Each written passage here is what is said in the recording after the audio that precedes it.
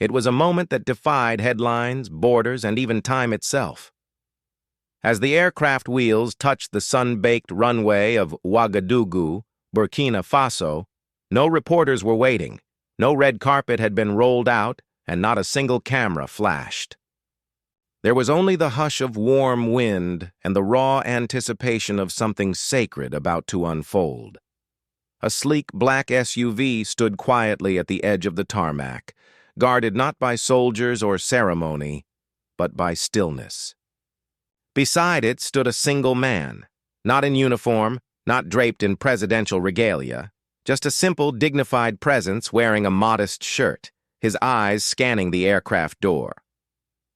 When Denzel Washington stepped off the plane, the world seemed to hold its breath.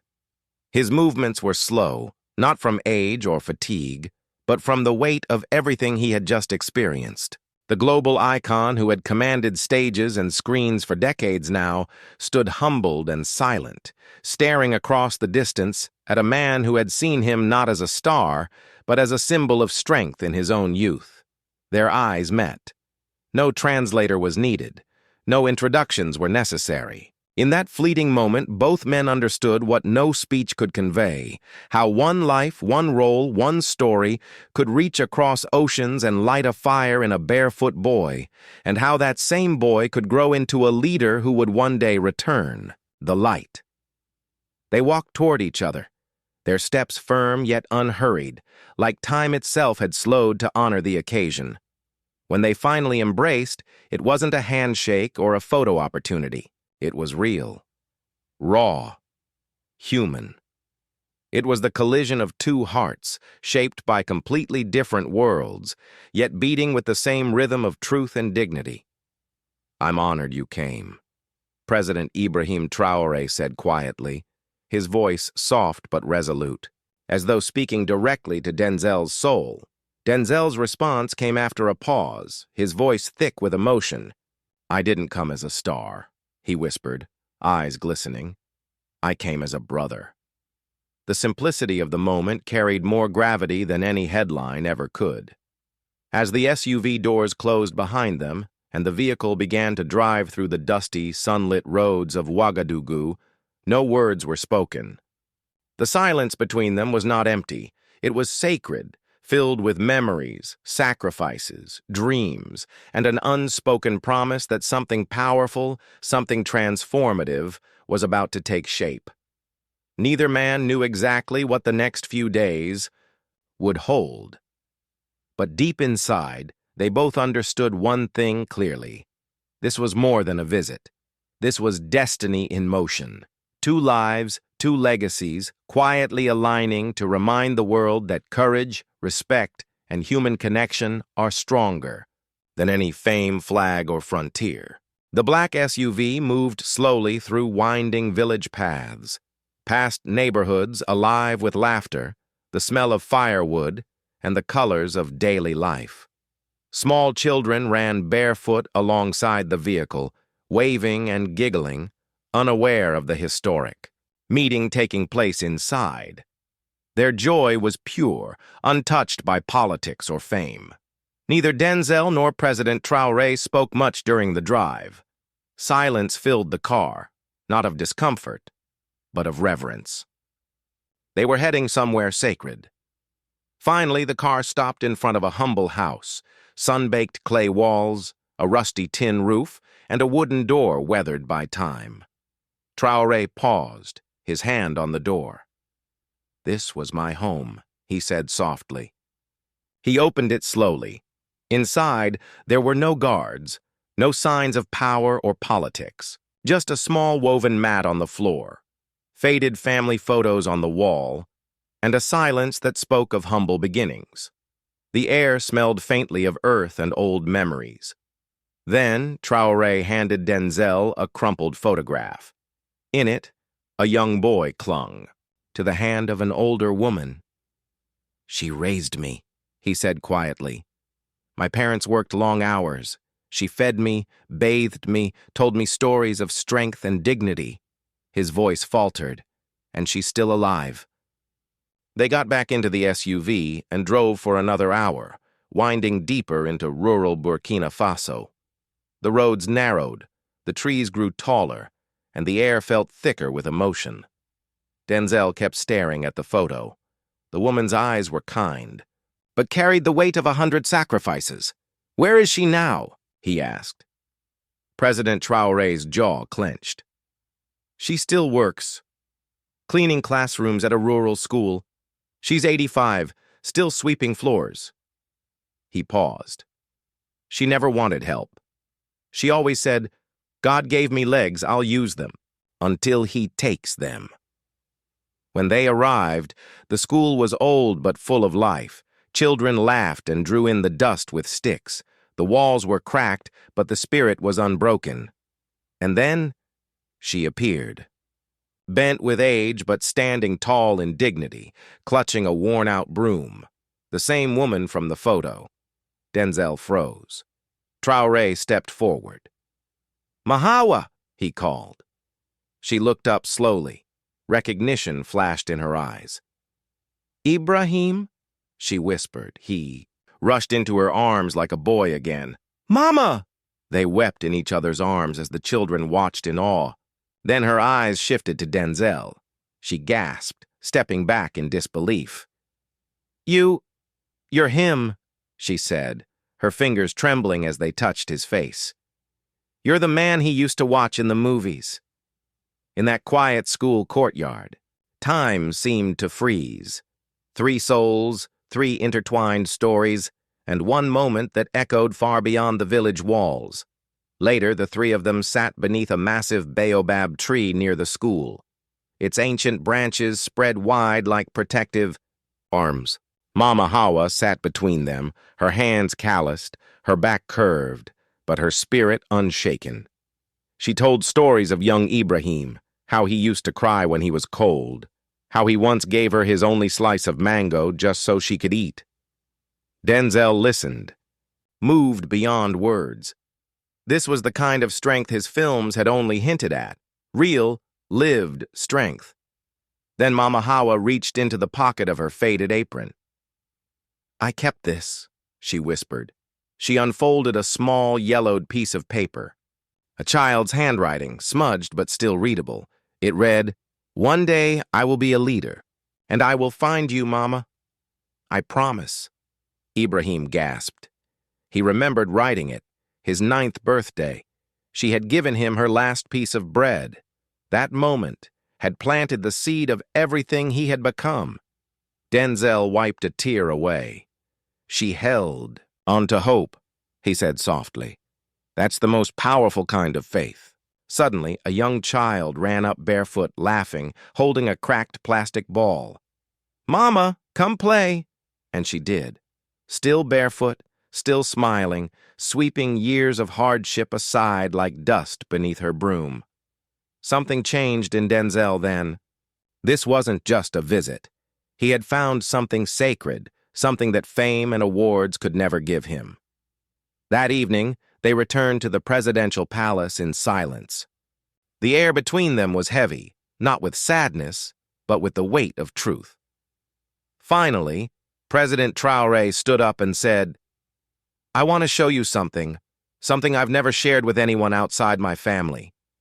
He led Denzel down a quiet corridor lined with stone. At the end was a thick wooden door. No guards, no fanfare, just quiet. Inside was a small, dimly lit room. Bookshelves lined the walls, filled with journals, old maps, dusty books. In the center hung a large framed photo. Mama Hawa and a young Ibrahim, both laughing under a tree. "This," he said, "is my real treasure room." Denzel was speechless. Traoré picked up a leather-bound notebook. Inside were his childhood dreams, written in crooked handwriting, visions of justice, dignity, freedom. All of this, he said, started with her. "I'm standing here because she believed I was worth something, even when I had nothing." Denzel placed his hand gently on the page. "You lead like a son who remembers love." President Traoré nodded slowly. "And I want the world to know that leadership isn't about power. It's about gratitude. The room went quiet, and then Denzel had an idea, one that would shake the nation and change one woman's life forever. At dawn the next morning, Denzel sat on the palace terrace, watching the sunrise over Ouagadougou. The sky was painted with gold. Her face, he said softly. Her strength. I can't stop thinking about it. I had the same thought, Ibrahim replied. I think, Denzel said, we should give her the honor she never asked for. Traoré smiled. I was hoping you'd say that.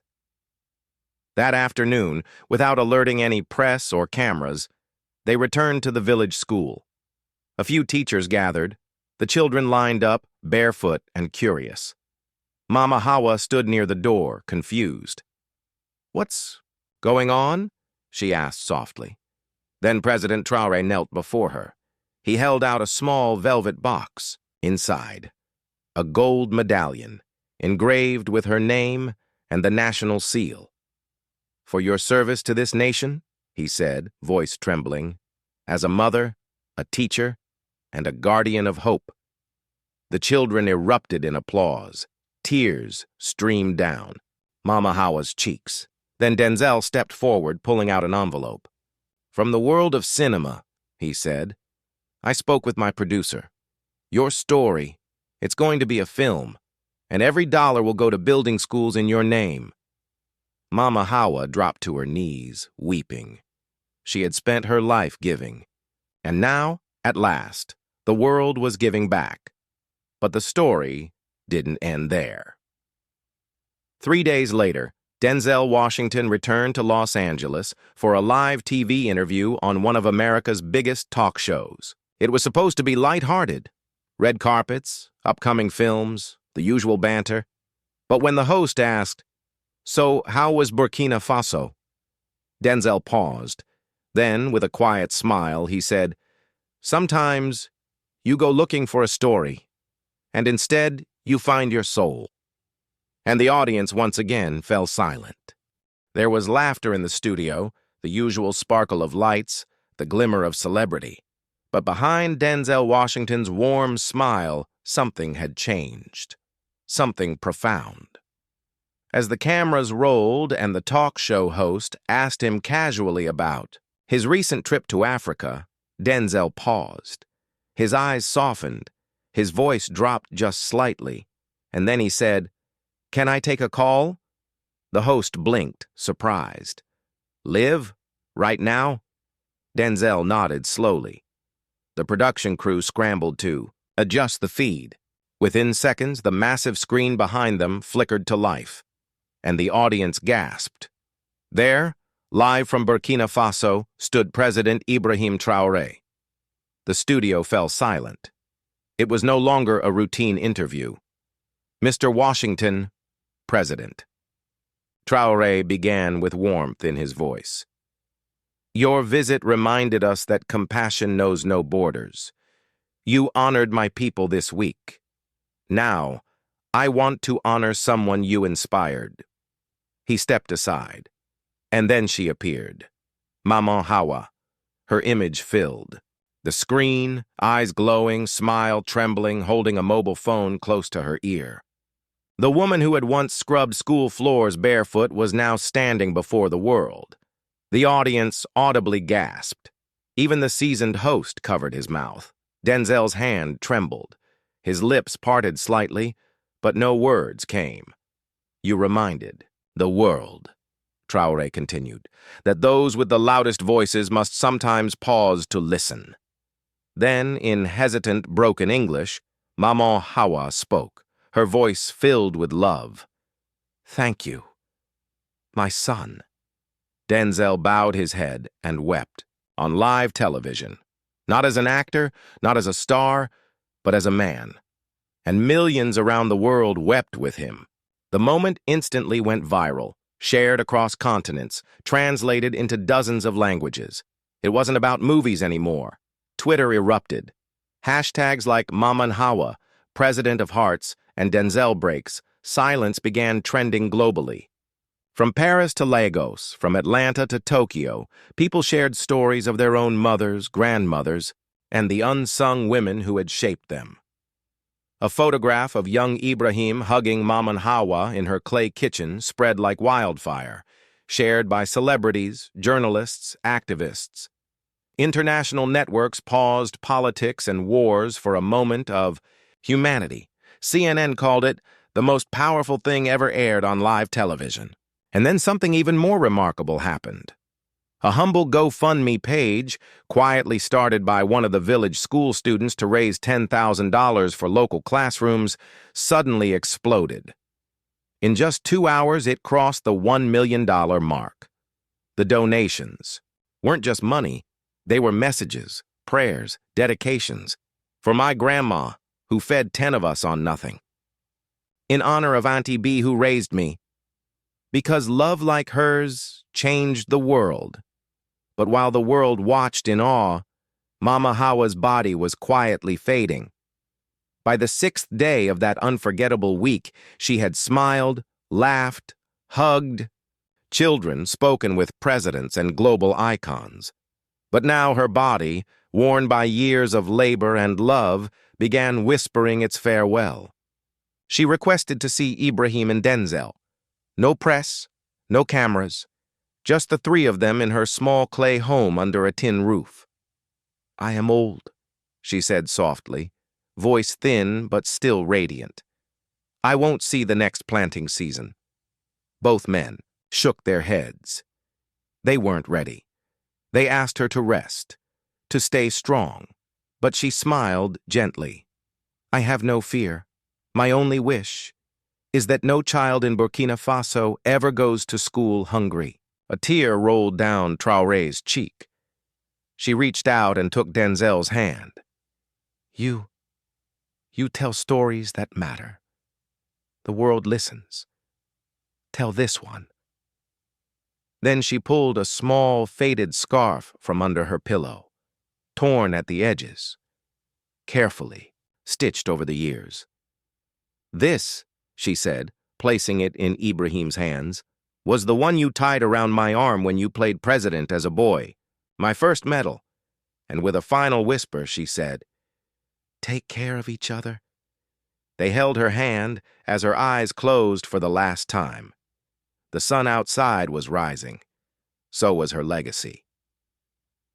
President Traoré stood silently beside her bed, the scarf pressed to his chest. The room smelled of shea butter and old books. Denzel knelt beside her feet, his shoulders shaking, silent tears falling. Then Ibrahim spoke. "She gave me everything when I had nothing, and now I must give everything back." He turned to Denzel, holding the scarf like a sacred emblem. "We will build something in her name. A school, a garden, a future." Denzel looked up, eyes red and swollen. "Yes, we will. I'll help." Outside, a crowd had gathered. Somehow the village had known. Word had traveled faster than any news. Bulletin. Traoré stepped outside, holding the scarf high. "Mama has gone to rest," he declared, "but her spirit will feed generations." The crowd burst into sobs. In just 12 hours, the world knew. Burkina Faso declared a national day of mourning for Mama Hawa. That evening, during a live press conference, President Traoré made a vow that shook the hearts of his nation. Every child in this country will know her name. And Denzel, he quietly canceled all upcoming public appearances. He told reporters, "I've played kings, I've played generals, but today, I serve a mother." The next morning, under a sky painted with soft light, a simple wooden casket rested in the village square. There were no gold statues, no velvet ropes, just flowers, songs, and silence. Traoré walked behind the casket alone, holding only the scarf. Denzel followed, his suit wrinkled from sleep, eyes heavy with grief. They didn't speak. They didn't need to. Messages came from across the globe, from presidents, artists, educators, but the one that touched the world the most was from a barefoot boy who walked 2 days from Niger just to deliver a letter. It read, "Thank you for raising our president." As the casket was lowered into the earth, children wept. Elders whispered prayers. A bird soared above the Baobab trees, circling once as if paying respect. And thus, in a dusty village in Burkina Faso, a mother was buried, but a legacy was born, one that would outlive headlines, fame, and even time itself. A single bird landed on Mama Hawa's grave and didn't move. It stood there quietly, as if paying respects, as if understanding the depth of the moment better than any human could. Then something happened that no one, absolutely no one, expected. Denzel Washington stepped forward, slow and solemn, his eyes fixed on the earth that now held a piece of his soul. From his coat pocket, he pulled out a necklace, a simple piece of chain that once belonged to his father. He looked at it, then at the grave, and whispered, his voice cracking under the weight of emotion, "She reminds me of him, strong, quiet, and never once asked for anything." With trembling hands, he placed the necklace gently on the grave. "Goodbye, Mama," he said softly. Even the cameras, relentless and ever curious, stopped rolling. Some moments are too sacred to be captured. Some stories deserve to live only in the hearts of those who witnessed them. That night, under a sky freckled with stars, President Ibrahim Traoré and Denzel sat side by side on a straw mat outside Mama Hawa's home. No palace, no luxury, just two sons of different worlds, united by the love of one woman. A fire flickered gently between them, its crackles the only sound in a silence that spoke volumes. They didn't need speeches, declarations, or even words. They had both just buried the woman who had shaped their destinies, one through her hands, the other through her spirit. After a long pause, Traoré finally broke the silence. "Denzel," he said quietly, "this week, I remembered who I truly am." Denzel looked into the flames, then nodded. "Me too." And in that quiet, beneath the African sky, a pact was made. Not written in ink or bound by law, but sealed in pain, gratitude, and unshakable hope. By morning, the seeds of the Mama Hawa Foundation had already been planted, a joint initiative that would provide food, education, and emotional healing to children across rural Burkina Faso, and eventually, beyond its borders. Denzel committed more than words. He pledged his entire upcoming film salary to the foundation. But it wasn't the money that moved the world. It was what came next. Just before leaving for the U.S., Denzel recorded a short video. He looked directly into the camera. No makeup, no fancy background, just truth. "If one woman, in one small village," he said, "can raise a future president and change the heart of a Hollywood actor, then what exactly are we all waiting for?" The video exploded, 100 million views in 24 hours. It wasn't just viral, it was visceral. It wasn't just shared, it was felt. 3 days after the funeral, Denzel returned to the United States, quietly. No paparazzi, no red carpet. But a major interview he'd agreed to months ago was already being promoted across multiple networks, and the producers insisted it go forward. Denzel agreed, but with one condition: no script. "Let me speak from my heart," he told them. Some studio was bright, polished, filled with anticipation. Viewers expected celebrity stories, maybe a joke or two. Instead, when the host asked, "Denzel, you've traveled the world. What's one moment that changed your soul?" He didn't respond with words. He reached into his coat and pulled out the scarf. Holding it gently, almost reverently, he whispered into the mic, "President Ibrahim Traoré called me, and I couldn't breathe. He reminded me that greatness isn't found in awards or applause. It's found in mothers who wash your wounds, and presidents who remember them. The host looked puzzled. And what did he say exactly? Denzel's eyes welled up. He took out his phone, pressed play, and held it close to the microphone. The room fell silent as President Traoré's voice echoed through the speakers. "Thank you for honoring a woman the world forgot, but who made a man the world remembers." And just like that, Denzel broke. In front of millions he wept, clutching the scarf, shaking with emotion. That clip became the most shared video of the year. People paused their dinners. Newsrooms went silent. Social media froze mid-scroll. Comments flooded in. "I've never cried this hard over a stranger's love." "Calling my mom right now. Thank you, Denzel." "Who is Ibrahim Traoré?" "Because the world needs more leaders like him." Across Africa, long-buried stories of forgotten mothers surfaced. In the U.S., youth groups held candlelight vigils in Mama Hawa's honor. But the most unexpected movement happened in Burkina Faso. Children, yes, children, began writing letters. Not to celebrities, not to Santa Claus, but to President Traoré. 1. Letter read in careful handwriting, "If I work hard like you, will I also make my mother proud?" Denzel stayed quiet after the interview, until the next morning. He posted a single image on Instagram, a lone tree standing in a sunlit field in Burkina Faso. No fancy caption, no hashtags, just 6 words. "She watered roots that hold nations." Exactly 1 week after that surprise phone call on live television, a statue was unveiled in the capital city of Ouagadougou. But it wasn't of a king, a general, or a president. It was of a mother, a bronze woman, hand outstretched, holding a child's hand, wrapped in a familiar scarf. Beneath it, a plaque read, "To Mama Hawa, the mother of all leaders." President Ibrahim Traoré stood silently beside the statue, holding a candle. Denzel stood beside him, another flame in his hands. Neither of them spoke, because some endings are too sacred for words. That night, the wind danced gently through the city streets. Villagers swore they could feel Mama Hawa's spirit, softly brushing their cheeks like a mother's kiss.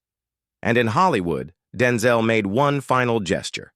He launched a new scholarship, the Hawa Fund, in partnership with the Burkina Faso government, dedicated to young girls from rural Africa with dreams of leadership, of voice, of legacy. When reporters begged for quotes, Denzel offered just one line. "Some phone calls change your schedule. This one changed my soul." Dear viewers, if this story touched you, made you cry, reminded you of someone you love, please like, share, and comment below with, "I believe in the power of love and leadership. Your voice matters. Your stories matter. Let's help this. One travel far and wide." Let's remind the world, greatness isn't about fame. It's about heart. Share this with someone who needs hope today. And never forget, one kind act can echo across generations. Thank you for watching.